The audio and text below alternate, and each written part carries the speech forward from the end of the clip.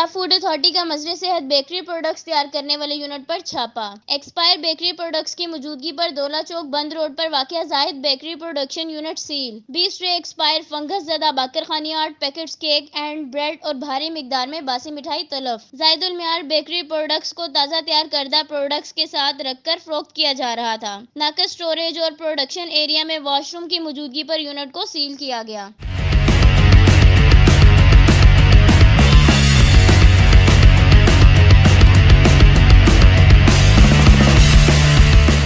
छिपकलियों, cockroach, मक्खियों की भरमार और खाम माल का रिकॉर्ड न होने पर कार्रवाई अमल में लाई गई। जंग आलूदा बर्तनों का इस्तेमाल और सफाई के इंतहाई नाकस इंतजामात पाए गए। जायदुल मियार एशिया का खुराक की तैयारी में इस्तेमाल मुतअद्दिद बीमारियों का सबब बनता है। धोखाधड़ी से खराब और एक्सपायर एशिया खुरनोश फरोख्त करना और इस्तेमाल करने वालों की पंजाब में कोई जगह नहीं। अवाम से गुजारिश है कि किसी भी फूड पॉइंट से एशिया खुरनोश खरीदते वक्त लेबल जरूर पढ़ें। एक्सपायर फूड प्रोडक्ट्स फरोख्त करने वाले फूड पॉइंट की इत्तला फौरन पंजाब फूड अथॉरिटी को दें। कोमल शाहिद, आवाज न्यूज़, लाहौर।